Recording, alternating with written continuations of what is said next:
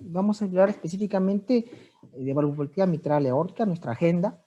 Entonces, ¿qué vamos a ver en un paciente que tiene valvulopatía, ¿no? Primero, recordar que el motivo de consulta puede ser variado, ¿no? Puede ser que el sujeto venga ya con estadios avanzados de valvulopatía y falla cardíaca, ¿no? Como puede ser que el sujeto lo hallemos en estadios iniciales, en que no tiene mayor sintomatología y simplemente es el hallazgo clínico de un soplo. Puede venir también por complicaciones, por ejemplo, el sujeto que tiene estenosis mitral hacen arritmia tipo fibrilación auricular y viene por un evento embólico, un evento que aparentemente no tiene nada que ver con el corazón, pero que es por una arritmia, ¿no? O sea, el motivo de consulta en falla cardíaca, en valvulopatía, va a ser muy variado, ¿no? De sujetos asintomáticos a sujetos severamente sintomáticos, ¿no? En la parte de antecedentes debemos incidir mucho, ¿no?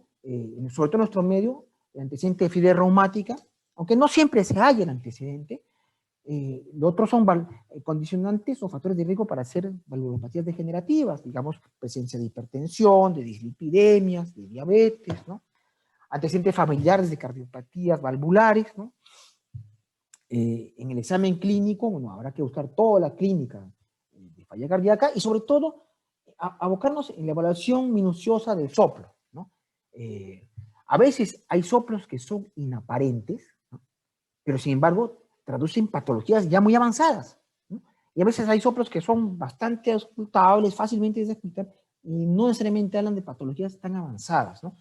Esto sí es interesante en la valoración de las valopatías, ¿no? Ahora, después de esto, establecemos un perfil diagnóstico, ¿no? Nuestras posibilidades diagnósticas, y vamos a las pruebas diagnósticas. Y en el caso de las valopatías tiene particular importancia la ecografía, ¿no? A pesar de que hay otras técnicas de imagen, ninguna supera la ecografía, tanto para darnos la anomalía estructural como para darnos la repercusión hemodinámica de la valvulopatía en el sujeto, ¿no? Ciertamente los tiempos quirúrgicos se basan esencialmente en evaluaciones ecográficas, ¿no? El resto de imágenes, resonancia, tomografía, son complementarios, ¿no? Por tanto, el examen más importante diagnóstico acá es la ecografía. Se establece también los tiempos quirúrgicos porque hay momentos en que se va a poder operar, hay momentos en que ya la chance quirúrgica se ha perdido porque la mortalidad asociada a la cirugía va a ser muy alta. Y una vez que se opera hay que hacer un seguimiento porque ahí no queda la cosa, van a aparecer complicaciones en la evolución de nuestro paciente, ¿no? En otras partes, por tanto, se han establecido las llamadas clínicas para valvulopatías, ¿no? Donde diversos especialistas, no solamente el cardiólogo, sino el radiólogo, el intervencionista, el cirujano, el anestesista, el geriatra, ¿no? Van a colaborar, ¿no? Para hacer un seguimiento óptimo de nuestro paciente y que tenga un mejor fin, ¿no? Su patología. Empezaremos hablando de la valvulopatía mitral, ¿no? Pero primero les quiero hacer hincapié en que, en general, las causas de valvulopatía mitral, si bien todavía sigue siendo reumática, una causa muy importante en nuestro medio, cada vez más es más importante las causas de tipo degenerativo. Este gráfico de acá, la tabla, es de una encuesta a nivel de países europeos, donde se ve que en el caso de estenosis aórtica, insuficiencia aórtica e insuficiencia mitral, la causa degenerativa es la principal. Solamente estenosis mitral, la causa reumática es importante, ¿no? Y en nuestro medio ya estamos yendo hacia lo mismo, ¿no? Cada vez más, en una población más anciana, las causas degenerativas cada vez asumen un rol más protagónico. Como les decía, pues en la estenosis mitral la mayor parte tienen compromiso reumático, puede ser compromiso solamente estenosis, puede estar asociado a insuficiencia, ¿no? Y en un porcentaje significativo se asocia a compromiso aórtico. Recuerden que la fiebre reumática esencialmente la válvula mitral y secundariamente compromete válvula aórtica, tricúspide y pulmonar. Es decir, si encuentro compromiso, le dices a uno que tiene compromiso reumático aórtico, pero no hay compromiso mitral, uno debe dudar del diagnóstico, que sea reumático. Necesariamente tiene que haber compromiso mitral. Ahora, los rasgos característicos de la estenosis mitral, ¿no? Involucran engrosamiento de los velos valvulares, Lo característico es la fusión de las comisuras, ¿no? Con acortamiento y fusión del aparato tendinoso. Entonces, lo que vemos ahí, ¿no? Es un esquema de la válvula mitral, ¿no? Y al lado izquierdo podemos ver, ¿no? Las imágenes ecográficas, donde en un eje corto, ¿no? Un eje corto como el que está señalando ahí, se ve la característica boca de pescado, ¿no? Lo típico ahí es la fusión comisural y el engrosamiento valvular, ¿no? A la larga va a haber también calcificación, ¿no? Y una vista lateral, ¿no? Está en la imagen de la izquierda, se ve la limitación de la apertura justamente por esta fusión comisural, ¿no? La limitación de la apertura, que en ecografía es el signo del palo de hockey, ¿no? Ahora, es más frecuente el compromiso en mujeres que en varones, eso también es cierto, ¿no? Es más frecuente encontrar el compromiso en mujeres que en varones. Ahora, no es la única causa, hay otras causas para hacer diagnóstico diferencial. Puedo tener estenosis mitral congénita y se menciona el complejo de John, que es una asociación entre la presencia de una estenosis supravalvular mitral, presencia de membrana subaórtica, coartación de aorta y estenosis mitral. Puede haber enfermedad carcinoide, ¿no? Que usualmente la enfermedad carcinoide afecta más al lado derecho, a la válvula tricúspide, está en relación a incremento de los niveles de serotonina y tiene asociación a diversos tumores neuroendocrinos. Puede haber compromiso en enfermedades de tejido conectivo tipo lupus, tipo artritis reumatoide, algunas enfermedades de depósito como la mucopolisacaridosis, la enfermedad de Fabry, que es una déficit alfa-galactosidasa, también por drogas. Antiguamente se usaba metilsergida o fenfluramina como anorexígenos, se vio que eso también podía dar cuadros de estenosis valvular. El síndrome de Lutembacher es asociación entre estenosis mitral y presencia de una comunicación interauricular, la presencia de un mixoma, como el que se ve en la imagen de acá, ¿no? También puede dar un cuadro obstructivo que simule una estenosis mitral, un trombo, también excepcionalmente podría comportarse como una estenosis mitral, un cortilatriato, ¿no? Es que es una membrana que divide la aurícula izquierda a la mitad, también se comporta hemodinámicamente como estenosis mitral, incluso también por uso de radioterapia, ¿no? Va a haber limitación de la apertura. Ahora, ¿qué es lo característico, lo más importante en la fisiopatología, ¿no? En el gráfico de la izquierda tenemos una representación de las presiones ventriculares, ¿no? La curva de presión ventricular, ¿no? Y la curva en amarillo de presión auricular normal. O sea, normalmente en la diástole no va a haber gradiente de presión entre aurícula y ventrículo, ¿no? Mayormente no hay diferencia. El cambio característico en estenosis mitral es que va a progresivamente verse un incremento de la presión auricular de tal manera que se estableciera una gradiente de presión entre aurícula y ventrículo. Mientras mayor sea esta gradiente de presión, más severa va a ser la estenosis, ¿no? Entonces, ese es el hallazgo fisiopatológico más importante. Y esta gradiente transvalvular, ¿ya? Esta gradiente entre aurícula y ventrículo izquierdo, va a ser proporcional al cuadrado de flujo. O sea, mientras más flujo haya, mayor va a ser la gradiente. Y hay situaciones como la anemia, como la tirotoxicosis, el mismo embarazo, en que este flujo se incrementa y por tanto aumenta la gradiente transvalvular. Por eso no es raro que en estas situaciones, ¿no?, en que se incrementa el flujo, descompensen al paciente y lo hagan presentar con cuadros agudos como edema pulmonar agudo. Ahora, a la larga, este incremento en la presión auricular se va a transmitir al territorio pulmonar, incrementando la presión pulmonar, la presión venosa pulmonar. Aparte que va a haber fenómenos de alteración en la vasculatura pulmonar, va a haber una vasoconstricción arterial reactiva, que a la larga van a influenciar en la cámara derecha, condicionando hipertrofia. Entonces, en la estenosis mitral pura, lo que yo tengo es incremento en la presión auricular izquierda, incremento en las presiones del territorio pulmonar e incremento en presiones en cámara derecha con hipertrofia ventricular derecha. Eso es lo típico de la estenosis mitral pura. O sea, no hay compromiso de función sistólica del ventrículo izquierdo. Eso es importante. No voy a encontrar un S3, por ejemplo, ¿no? Ahora, aprovecho también para mostrarles el hallazgo auscultatorio, que es lo típico. Normalmente puede encontrar un primer ruido intenso en los estadios iniciales de la estenosis mitral, ¿no?, donde la válvula tiene todavía cierta flexibilidad y movimiento, ¿no? Pero a medida que se va calcificando con el paso de los años, la movilidad se va perdiendo y el primer ruido más bien se apaga. ¿Qué más encuentro? Encuentro el llamado chasquido de apertura. Como es una válvula rígida, sometida a mucha presión, al momento de abrirse, origina este fenómeno auscultatorio, chasquido de apertura. Este chasquido de apertura en la mitral, que es en la diástole, va a indicarme la severidad. Si el chasquido de apertura se tiende a pegar al componente aórtico del segundo oído, es debido a que la presión auricular es mayor, esto implica que la estenosis mitral es más severa.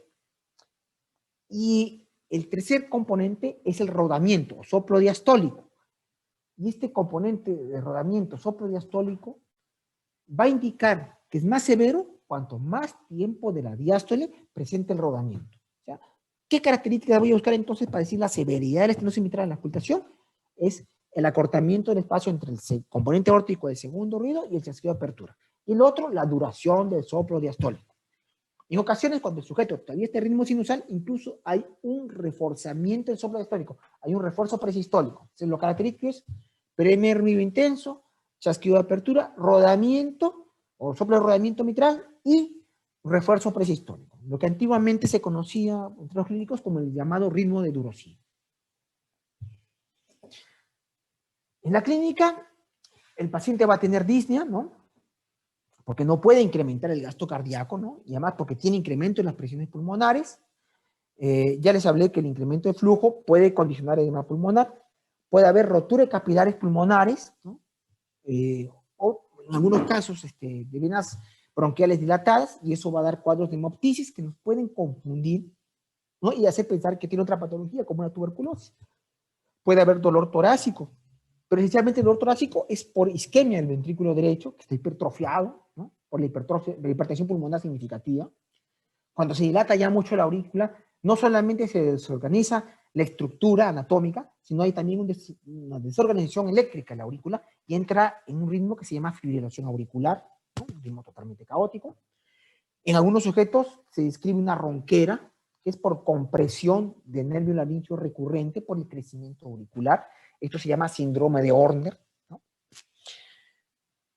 Incluso hay una facies típica del paciente con estenosis mitral, ¿no? Que se lo ve chaposo, pero con los labios cianóticos, ¿no? Esa es la facies típica del paciente mitral.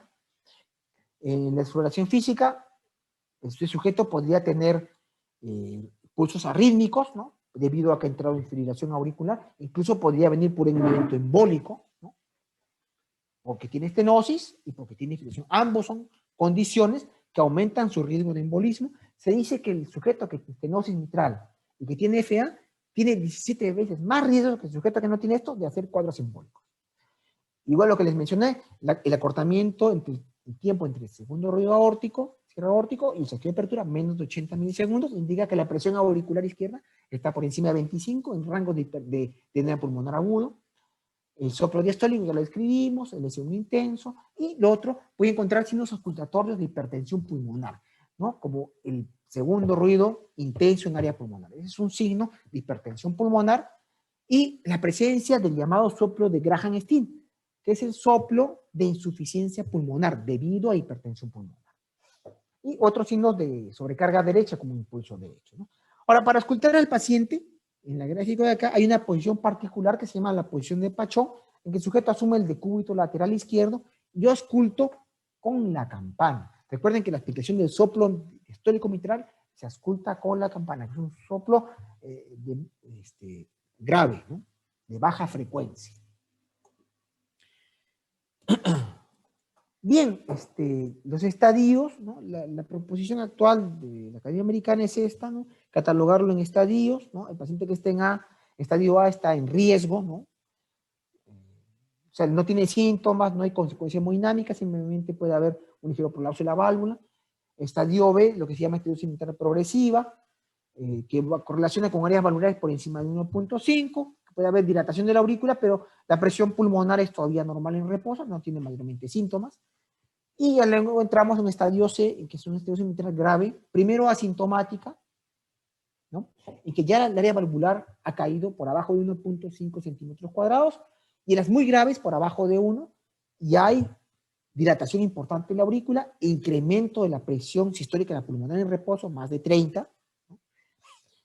Y grave, ya cuando, estadio D, que es estenosis mitral sintomática, grave, pero ya sintomática, ¿no? O sea, tenemos las áreas valvulares abajo de lo que hemos mencionado, y con incremento en las presiones en territorio pulmonar con intolerancia y al esfuerzo, ¿no?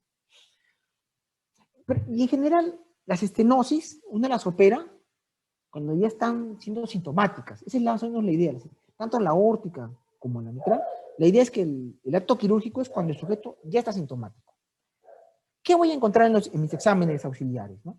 Primero el electrocardiograma, recordando la fisiopatología que hemos revisado, habrá pues signos de hipertrofia derecha. Por ejemplo, si ustedes ven acá, lo primero que estoy señalando ahí es el crecimiento auricular izquierdo, ¿no?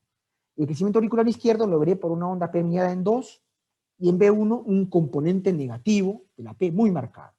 Los otros signos de hipertrofia ventricular derecha, como el alto voltaje de la R en B1 y B2, ¿no? Y el eje eléctrico, a medida que la estenosis sea más severa, que genere más hipertensión pulmonar, se va a desviar hacia la derecha. Como es en el gráfico de acá de la derecha, donde yo puedo ver, ¿no?, que el eje eléctrico ya está a la derecha, por eso el D1, el complejo QRS esencialmente es negativo, ¿no? O sea, el eje eléctrico ya está a la derecha, ya tengo ondas R altas en precordiales derechas, ¿no? Normalmente acá la R es pequeña. Y lo otro es que ustedes ven que ya se ha perdido el ritmo normal. El sujeto está en un ritmo totalmente caótico. No hay onda P, está en fibrilación auricular. Esta fibrilación de la línea de base que se ve acá es las ondas F de fibrilación auricular, ¿no? Este sería un estadio más avanzado de estenosis mitral. En la placa de tórax no va a darnos grandes cardiomegalia, la estenosis pura. Podría haber signos de crecimiento de aurícula izquierda, como es el doble borde en el lado derecho de la placa, ¿no? Hay doble borde, ¿no?, por crecimiento auricular izquierdo. Si hago un esófago varitado, va a haber desviación del esófago por crecimiento auricular izquierdo. Va a haber una prominencia del cono de la pulmonar con acentuación de la trama vascular, ¿no? Puede haber incluso un levantamiento del bronquio tronco izquierdo, pero como ustedes ven, no es una gran cardiomegalia, no es una gran cardiomegalia. En estadios descompensados podría venir una placa así con congestión pulmonar marcada, prácticamente es un edema pulmonar agudo, ¿no?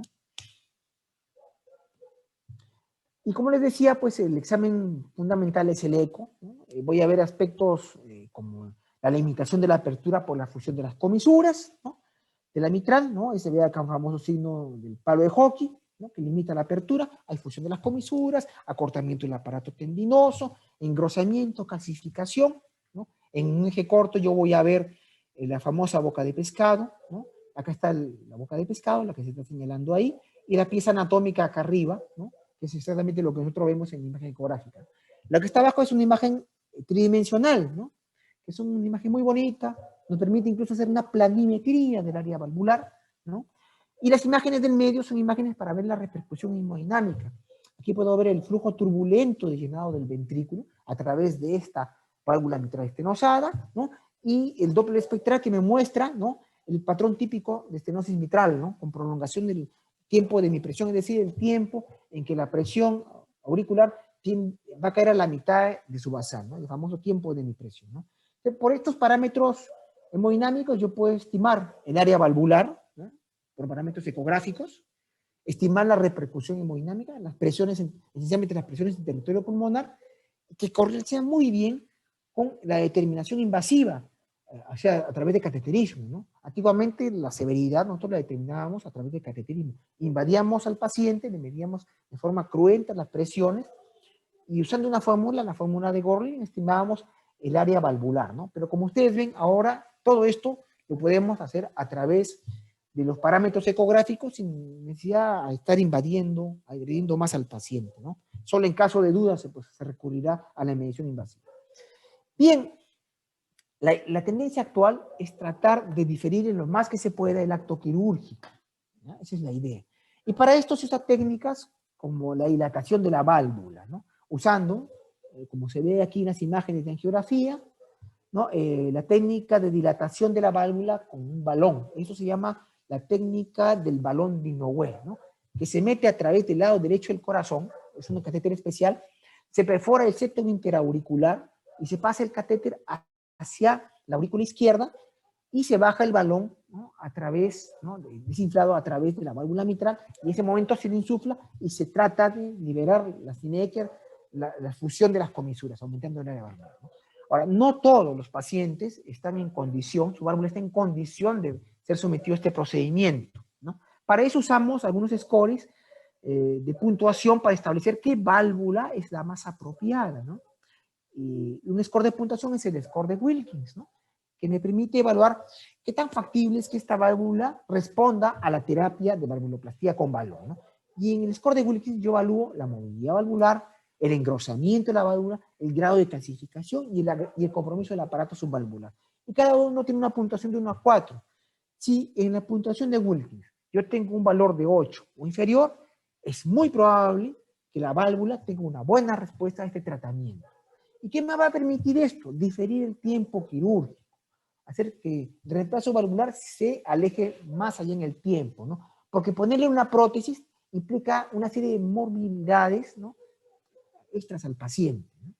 Entonces, para eso nos sirve la escala de Wilkins, ¿no? Para estimar si la anatomía valvular es favorable para hacer una valvuloplastía, ¿no? Es un procedimiento muy bonito, ¿no? Cuando ustedes lo pueden llegar a ver, es un procedimiento muy, muy bonito. Ahora, complicaciones de la FA, una de las complicaciones ya la mencioné es la fibrilación auricular, que es un marcador pronóstico, y es una complicación catastrófica, ¿no? El paciente puede quedar con déficits neurológicos severos, ¿no? Lo otro es que se infecte la válvula, ¿no?, que haga una endocarditis infecciosa, y lo otro es que entre en falla cardíaca, ¿no? Entonces, el tratamiento médico, primero es prevenir, si es que es por fiebre reumática, ¿no?, que la fiebre reumática lleva mayor compromiso de la válvula, para eso se deja tratamiento profiláctico. Si el sujeto ha hecho fiebre reumática y hecho carditis, hay que tener tratamiento profiláctico durante cierto tiempo con antibióticos, específicamente penicilina benzatínica. Si hace arritmias, ¿no?, y consideramos que tiene un riesgo de embolismo muy alto, hay que anticoagular a nuestro paciente. Y lo otro, hay que hacer un chequeo progresivo para determinar los tiempos quirúrgicos, ¿no?, y el manejo de la falla cardíaca. Por ejemplo, en el manejo de la falla cardíaca, un punto importante, ¿no?, es el manejo de frecuencia, ¿no?, porque el incremento de frecuencia en el corazón se hace a expensas de la diástole. O sea, si estos pacientes están en FA, y la FA usualmente tiene frecuencias de respuesta muy altas, 130, 150, entonces ese incremento de frecuencias se hace a expensas de que se acorta la diástole, de tal manera que el tiempo de llenado diastólico es menor. Entonces, hay una manera de mejorar su débito cardíaco, es bradicardizar al paciente, ya usando betabloqueadores o digitálicos, bradicardizarlo al paciente de tal manera que le doy más tiempo de llenado diastólico y mejoro su gasto cardíaco, ¿no? Por ejemplo, es una particularidad en el manejo farmacológico. Aquí están las indicaciones de cirugía, ¿no? Y como ustedes ven, la cirugía se va a reservar cuando los pacientes tienen estenosis grave, o sea, áreas valvulares abajo de 1.5 y muy grave abajo de 1, pero que esté sintomático el paciente, que esté sintomático y que la anatomía valvular, digamos, no es favorable para hacer valvuloplastía. Entonces el sujeto está con clase funcional 3 a 4, su riesgo quirúrgico no es muy alto, se lo somete a recambio valvular, ¿no? Esa sería la mejor indicación de recambio valvular. Paciente con estenosis mitral grave, sintomático, con mala anatomía para hacer valvuloplastía y con no mucho riesgo operatorio, hay que someterlo a recambio valvular. En el resto de casos, digamos, está sintomático, pero la anatomía valvular es favorable, se lo somete a valvuloplastía con balón. Si está asintomático con estenosis grave o muy grave y la morfología es favorable, igualmente la indicación es valvuloplastía con balón, ¿no? Como ven ustedes acá, muchas de las indicaciones, ¿no?, son valvuloplastía, ¿no? De la manera que tratan de retrasar el tiempo quirúrgico, porque indicar la cirugía trae una serie de otras complicaciones, ¿no? Primero es que este paciente probablemente va a tener que recibir una prótesis mecánica, va a tener que estar anticoagulado en forma crónica con todas las complicaciones que esto puede traernos. Y lo segundo, que al quitar la válvula, al quitar el aparato valvular mitral, el nativo, ¿no?, y reemplazarlo por el mecánico, se distorsiona un poco la arquitectura del ventrículo y podría haber una caída en la función ventricular, ¿no? Entonces, lo que actualmente se prefiere es tratar de retrasar en lo posible, ¿no?, la cirugía de la estenosis mitral a estadios sintomáticos, ¿no?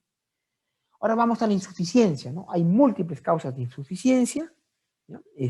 A grosso modo hay que catalogarlas en primarias, es decir, que afectan propiamente al aparato valvular, ya sea las válvulas mitrales, las cuerdas tendíneas, los músculos papilares o el tejido de sostén de estos, ¿no?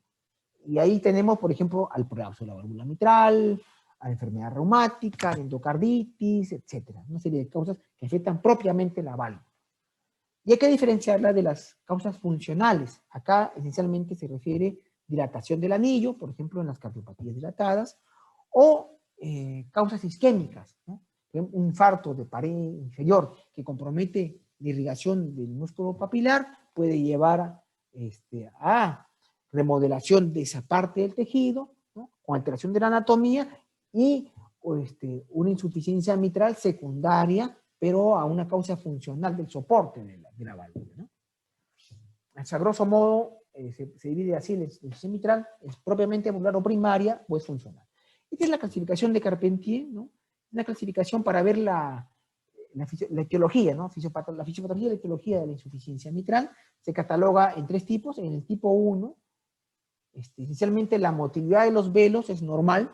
Acá estaría, por ejemplo, las miocardiopatías dilatadas, ¿no?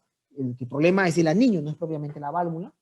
En el tipo 2 hay una hipermotilidad de los velos, ¿no? Acá, por ejemplo, están los prolapsos, ¿no? Hay una hiperlaxitud y una hipermotilidad de los velos.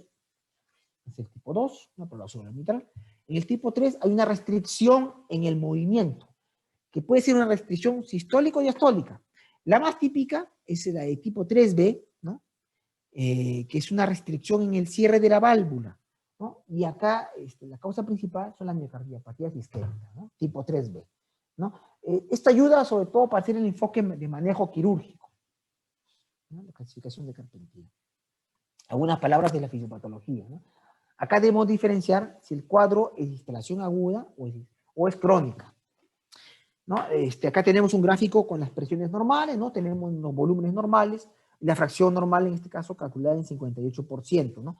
Porque el volumen inyectivo total es 70, no regurgita nada, y los 70 centímetros se inyectan de los 120, que es el volumen telediastólico, y se hace la relación 70 de volumen inyectivo sobre 120, le va a dar fracción de 0,58.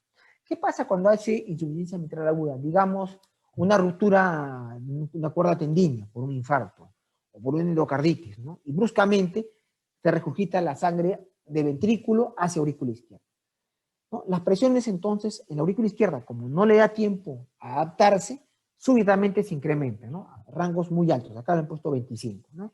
¿Y qué va a pasar? El volumen eyectivo, ¿no? Primero que el volumen diastólico total no varía mucho, el volumen eyectivo puede aumentar un poco, en este caso 90, pero parte de ese volumen eyectivo se va a ir a la aurícula. O sea, realmente el volumen eyectivo real no va a ser 90, va a ser la mitad, 45, asumiendo que el 50% se regurgite. Entonces, la fracción de eyección en apariencia sería 90 sobre 120, daría 75, pero la fracción de eyección real va a ser los 45 que se van a ir hacia la aorta sobre los 120, o sea, 0,38, 38%. Aparte que a esta fracción de eyección real reducida, hay que agregarle el incremento marcado de la presión en la aurícula izquierda. Por tanto, este sujeto va a venir en edema pulmonar agudo. Si en cambio la cuestión es más larvada, como en la insuficiencia mitral crónica compensada, ha habido tiene un prolapso mitral que progresivamente ha ido aumentando, le da tiempo a que las cámaras se dilaten, se adapten a las nuevas presiones, ya que tenemos un incremento de presión no tan marcado, ¿no? Va a aumentar el volumen telediastólico total, ¿no? Y el volumen eyectivo también aumenta, pero hay parte que se regurgita, digamos el 50%, se inyecta 70, de tal manera que si uno compara el volumen eyectivo total, aparentemente la fracción va a estar normal, 70%, ¿no? Aunque la fracción efectiva real va a ser el 70 sobre 200, o sea, 75%. Va a tener una fracción de inyección realmente disminuida, pero la diferencia está en que las presiones auriculares, por la dilatación de la aurícula, no van a incrementarse en forma tan brusca. De tal manera que el sujeto se adapta y no entra en edema pulmonar. En fases descompensadas, ya pues ahí se va a dilatar el ventrículo, va a caer la fracción de eyección aparente y va a caer aún más la fracción de eyección efectiva, y las presiones auriculares ahí sí se van a incrementar, ¿no? Porque ya fracasaron los mecanismos de compensación. Entonces diferenciemos lo que es agudo de lo que es crónico. Entonces el agudo va a venir como edema pulmonar agudo, shock cardiogénico. El crónico podría estar incluso asintomático en estadios iniciales. Luego va a ser toda la clínica progresiva de falla cardíaca, con todo lo que está escrito ahí. vamos a encontrar un choque de punta hiperdinámico, desplazado, va a haber ingurgitación yugular, ¿no? Recuerden que las insuficiencias valvulares, tanto aórtica como mitral, hacen crecer en forma significativa la cámara ventricular izquierda, ¿no? A diferencia de la estenosis. Vamos a encontrar un soplo pansistólico en el ápex irradiado hacia la axila, con un S1 atenuado, puede haber un S2 desdoblado por un cierre prematuro de la aorta. ¿Por qué es prematuro? Porque es menos volumen de dirección hacia la aorta. Puede haber tercer ruido, porque sí hay compromiso de función sistólica ventrículo izquierdo. No necesariamente la intensidad del soplo acá va a correlacionar con la severidad de la insuficiencia, ¿sí? Puede que el soplo no sea muy auscultable, pero corresponde a insuficiencias severas, ¿eh? El electro no es tan específico, puede haber crecimiento auricular, hipertrofia ventricular, sobre todo hipertrofia de tipo diastólico, puede entrar en arritmia, puede entrar en disfunción auricular. Lo que sí, en la placa de tórax va a haber grandes cardiomegalias, ¿no? De izquierda, va a haber congestión pulmonar, signos de crecimiento derecho e hipertensión pulmonar. Y la ecografía es lo que nos va a dar la causa, ¿no? Estructural, en este caso, por ejemplo, es un prolapso de la válvula mitral que condiciona una regurgitación, ¿no? Importante, ¿no? Que se va por toda la pared lateral y hasta el techo de la aurícula izquierda, ¿no? Como se ve acá, ¿no? Esto se llama efecto Coanda y generalmente los chorros con esta morfología corresponden a insuficiencias severas, ¿no? Incluso esto se llama el área de isovelocidad proximal o PISA, y el radio de esta área, curiosamente, mientras mayor, implica mayor severidad. Este es el Doppler espectral, ¿no? Que está bien teñido, lo que habla de que la insuficiencia es significativa, ¿no? Y a la larga lo que va a comprometer es al ventrículo izquierdo, llevándolo a la dilatación progresiva, ¿no? Entonces, con el eco voy a poder caracterizar bien la anomalía estructural y la repercusión hemodinámica en la insuficiencia mitral. Igualmente que en estenosis hay una clasificación. Acá lo que nos va a interesar sobre todo es cuando tiene insuficiencia mitral sintomática grave, los criterios ecográficos de severidad. Tenemos 10 minutos más, por favor. Ya, voy a correr un poquito entonces. Son los que están mencionados acá, como el chorro central más de 40%, vena contracta más de 0.7, son parámetros ecográficos, digamos, ¿no? Bueno, corresponde más para ese especialista, ¿no? Y son los que vamos a tomar para hacer la valoración, ¿no? Del tiempo quirúrgico. El tratamiento médico no hay mayor utilidad, esos vasodilatadores es controlable. La idea es, bajando la resistencia periférica, tratar de que no haya tanta regurgitación, pero no ha mostrado beneficio. Cuando tiene FA hay que anticoagular, ir a terapias de control de frecuencia para darle más tiempo de llenado diastólico. El tratamiento quirúrgico esencialmente está indicado en la insuficiencia mitral primaria, o sea, la que afecta esencialmente la válvula. Y sobre todo cuando hay un punto de corte, que es que la fracción de eyección caiga por abajo de 60% y el ventrículo se dilate por encima de 40%, ¿no? Esos son los puntos de corte. En las insuficiencias secundarias, las que son por antidilatación del anillo, la indicación quirúrgica no es tan clara, ahí hay controversia, ¿no? Y en las insuficiencias agudas, ¿ya? Ahí sí tiene algún rol el uso de vasopresores y vasodilatadores para tratar de hacer un puente hasta la reparación de urgencia, ¿no? Esto es más o menos lo que está explicado acá en el gráfico, lo voy a dejar ahí nomás. Finalmente vamos a pasar rápidamente a lo que es estenosis aórtica, la mayoría son degenerativas, es muy frecuente en la población añosa. Otra causa importante de estenosis aórtica es la degeneración de la aorta bicúspide, que se ve en población de edad media, ¿no? Es una malformación congénita. Acá hay ejemplos de cómo se ve. El mecanismo fisiopatológico asemeja mucho al fenómeno de formación de placa ateromatosa, ¿no? Que respuesta a un estrés, como puede ser mecánico, radiación, oxidativo, fracciones de los lípidos, como la lipoproteína y el LDL, se internalizan, se oxidan y van a hacer que se sinteticen factores activos como son leucotrienos y prostaglandinas, van a llevar a una mineralización de la válvula y a una formación osteogénica por una serie de mecanismos, ¿no? Se va a mineralizar la válvula, va a haber neoformación vascular, ¿no? Va a haber degradación de la matriz extracelular por activación de metaloproteinasa.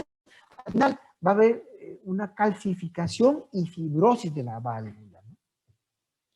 Muy parecido al mecanismo de formación de placa ateromatosa. hallazgo principal en la fisiopatología es el incremento de la presión sistólica del ventrículo izquierdo, ¿no? Normalmente acá en mi gráfico ustedes van a ver que la presión de la aorta, en el momento de la inyección, va a superar transitoriamente a la presión del ventrículo izquierdo, ¿no? Pero el hallazgo fisiopatológico principal es que se produce una gradiente entre aorta y ventrículo izquierdo. Eso normalmente debe estar casi superpuesto. Esto es lo principal. Y esta gradiente de presión que se produce entre aorta y ventrículo izquierdo va a dar todas estas consecuencias. Aumento de la presión sistólica del ventrículo izquierdo, aumento de la presión diastólica, cae de la presión aórtica. Todo esto va a llevar un aumento de consumo de oxígeno miocárdico y disminución del aporte. Al final, condiciona isquemia miocárdica. O sea, y por eso es que es común entre las manifestaciones de la estenosis aórtica que el paciente tenga angina, porque hace isquemia miocárdica. El hallazgo característico y la ocultación es el soplo sistólico romboidal, ¿no? Pero hay que hacer la acotación que la intensidad del soplo en estenosis aórtica no necesariamente correlaciona con la severidad. Más correlación con la severidad tiene el apagamiento o la desaparición del segundo ruido, ¿no? Más que la intensidad del soplo. Entonces, ya es conocido de antiguo que hay 3 manifestaciones clínicas cardinales, que es la angina, por diversos mecanismos se produce este desbalance aporte-demanda, el síncope, ¿no? Típicamente de esfuerzo, y la aparición de falla cardíaca, ¿no?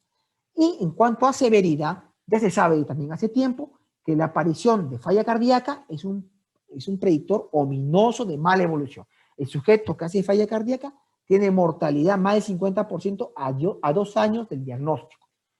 Y usualmente estos sujetos mucho tiempo están asintomáticos por sus mecanismos de compensación y una vez que empiezan a hacer los síntomas, rápidamente se deteriora su clase funcional. Por eso en ellos también la indicación quirúrgica se guía por los síntomas, ¿no? Una vez que hacen síntomas, probablemente ya se era la estenosis.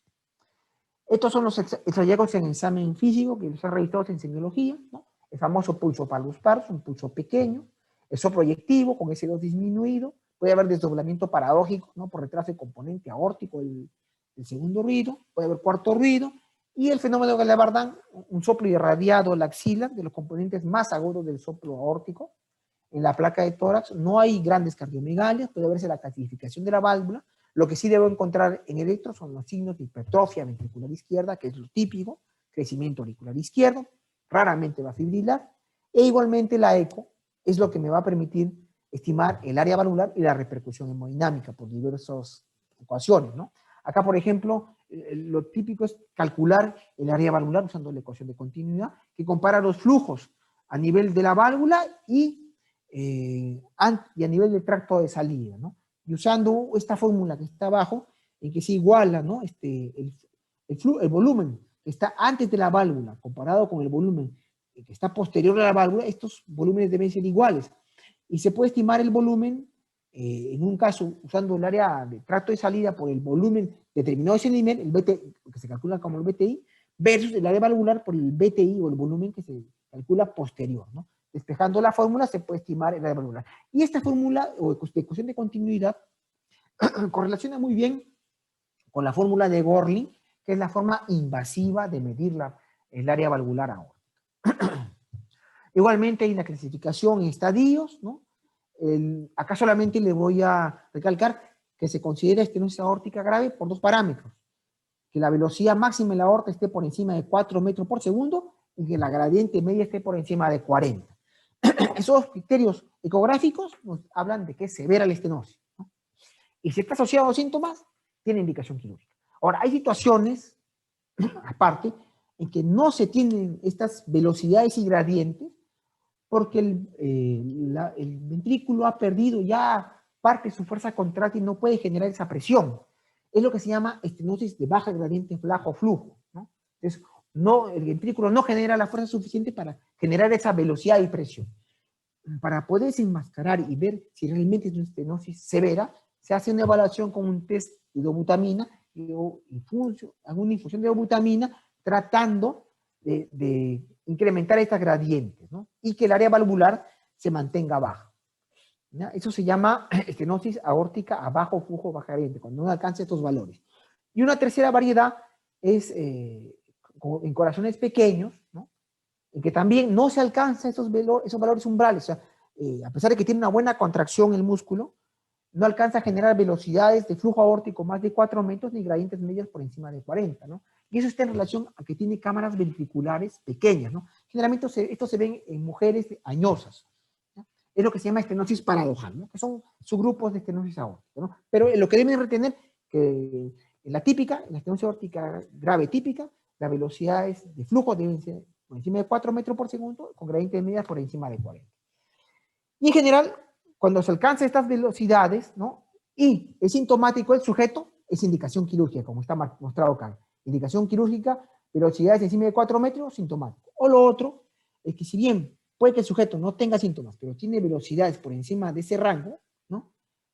Pero ya hay compromiso de la fracción de eyección, empezado a caer por abajo de 50, también tiene indicación quirúrgica. Son las dos mejores indicaciones quirúrgicas en la estenosis aórtica. Finalmente acá habría que preguntarse si todos van a ir necesariamente a cirugía, porque implica ciertos riesgos, hay una cierta mortalidad operatoria, ¿no? Y hay sujetos de alto riesgo porque son muy anosos, porque tienen muchas comorbilidades. Para ellos se ha ideado este método, que es el reemplazo valvular aórtico transcatétero, TAVI, ¿no? Que evita el acto quirúrgico. A través de intervencionismo se puede implantar una válvula expandible, ¿no? A través de la válvula aórtica, sin necesidad de operar al sujeto, sin necesidad de abrir el pecho, ¿no? Como dato anecdótico, uno de los primeros pacientes que se operó acá usando el TAVI fue Óscar Avilés, ¿no? La primera guitarra del Perú. Lamentablemente el caso no fue bien. Finalmente, insuficiencia aórtica, hay una serie de causas, ¿no? Pero en fondo debo distinguir, son causas que afectan a la raíz aórtica o afectan propiamente a la válvula, a los velos valvulares. Por ejemplo, en endocarditis, una aorta bicúspide, ¿no? Hay un montón de causas. Doctor, tenemos 2 minutos. El hallazgo patológico fundamental es que va a haber una gradiente de presión diastólica, ¿no? Con caída de la presión diastólica del ventrículo izquierdo, ¿no? Y va a haber una gran diferencial, ¿no? Por eso estos sujetos en el examen clínico van a tener pulsos saltones, ¿no? Y la fisiopatología de las válvulas, de los llenados ventriculares, es similar a lo que encontramos en la insuficiencia mitral, ¿no? Va a haber un estadio agudo con descompensación brusca, porque no se activan los mecanismos de compensación, y unas formas crónicas más larvadas de larga evolución.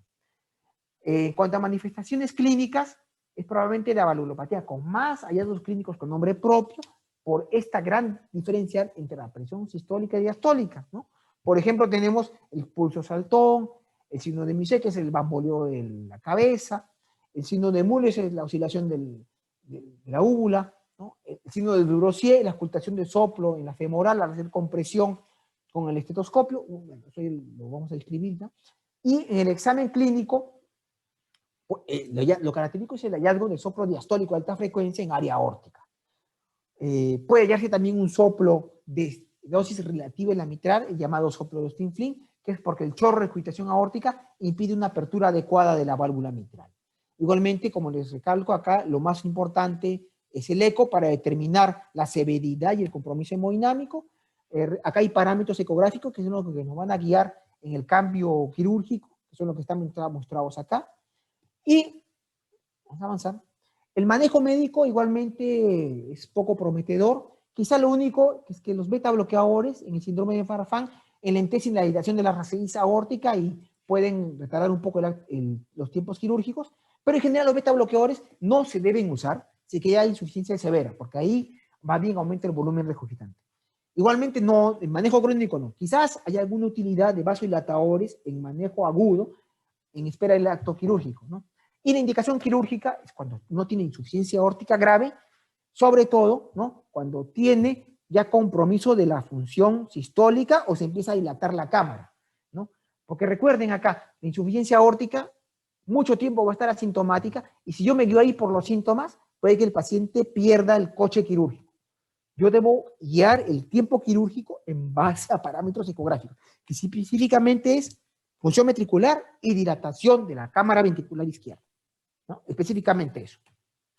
Y yo creo que eso es todo. Más bien, listo. Sí. Gracias, doctor Núñez, por la